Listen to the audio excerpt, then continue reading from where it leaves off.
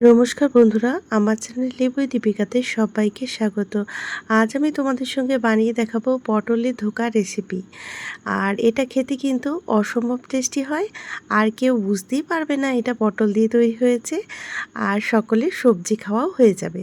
দেখো, পটলটিকে প্রথমে ছাল ছাড়িয়ে আমি গ্রেট করে নিচ্ছি। দেখো, এইভাবে গ্রেট করে নিয়েছি। আর পটলগুলো কয়েকদিন ধরে পড়েও ছিল, কেউ খেতে চাইছিল না। এরপর ছোলা কলাইটা আমি সারা রাত ভিজিয়ে রেখেছিলাম। এটা ঘরে ভাঙা ছোলা, তার জন্য একটা দুটো হয়তো খোলা থাকতে পারে। এরপর আমি নারকেল, আদা আর কাঁচা লঙ্কা দিয়ে একটা পেস্ট বানিয়ে নিয়েছি। নারকেল দেওয়ার কারণে আরও টেস্টি লাগছিল। এরপর তেলের মধ্যে অল্প হিং দিয়ে প্রথমে পটলটিকে দিয়ে দিয়েছি। তারপর দেখো, পটলটিকে একটু ভেজে নেব, তাহলে পটলের যে গন্ধ, কাঁচা গন্ধ, সেটা থাকবে না। এরপর ভালো মতো করে ভেজে নিয়ে ছোলা বাটাটা দিয়ে দিয়েছি। এরপর ভালো মতো করে নাড়াচাড়া করে নেব, একদম শুকনো শুকনো করে নেব। যখন দেখবে কড়াই থেকে ছেড়ে যাচ্ছে, তখন জানবে ভাজা হয়ে গেছে। এরপর হলুদ, নুন আর একটু মিষ্টি দিয়ে দিয়েছি।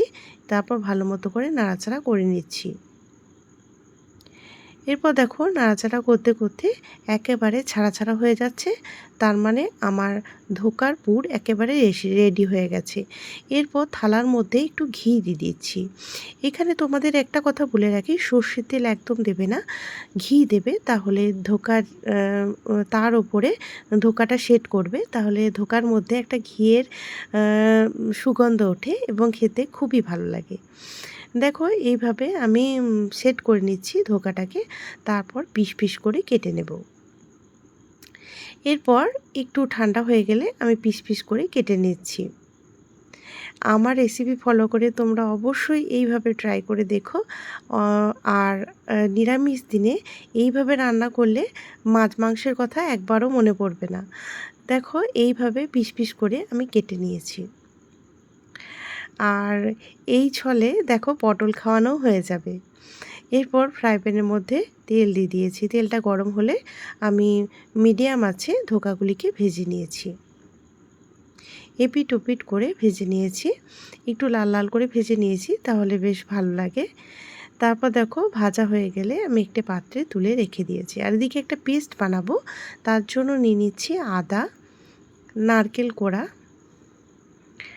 আর জিরে ধনে গুঁড়ো, তারপর কাঁচা লঙ্কা আর একটা শুকনো লঙ্কা নিয়ে নিয়েছি, আর 1 চামচের মতো হিং নিয়ে নিয়েছি। এরপর একটা পেস্ট বানিয়ে রেখে দিয়েছি। কড়াইয়ের মধ্যে সর্ষের তেলের মধ্যে 5 ফোড়ন, শুকনো লঙ্কা, তেজপাতা দিয়ে আলুগুলিকে দিয়ে দিয়েছি। এরপর আলুগুলিকে ভালো মতো করে ভেজে নেব, আর একটু নুন দিয়ে দিয়েছি, আর হলুদও দিয়ে দিয়েছি। তারপর ভালো মতো করে নাড়াচাড়া করে নিচ্ছি। এরপর ঢাকা চাপা দিয়ে ভেজে নেব, তাহলে আলু সিদ্ধ হয়ে যাবে এবং ভাজাও হয়ে যাবে। তারপর যে পেস্টটি বানিয়েছিলাম সেই পেস্টটা দিয়ে দিচ্ছি। আমার মনে হয় এইসব নিরামিষ রান্নায় হিং দিয়ে রান্না করলে অসম্ভব টেস্টি লাগে, পেঁয়াজ রসুনের স্বাদকেও হার মানায়।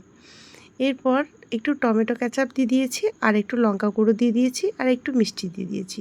তারপর মশলার শুদ্ধ আলুটিকে ভালো মতো করে ভেজে নেব। এইভাবে আমি মশলাটিকে ভালো মতো করে ভেজে নিয়েছি। একটু ঢাকা চাপাও দিয়ে দিয়েছিলাম। দেখো, তেল ছেড়ে এসছে। এরপর জল দিয়ে দিচ্ছি।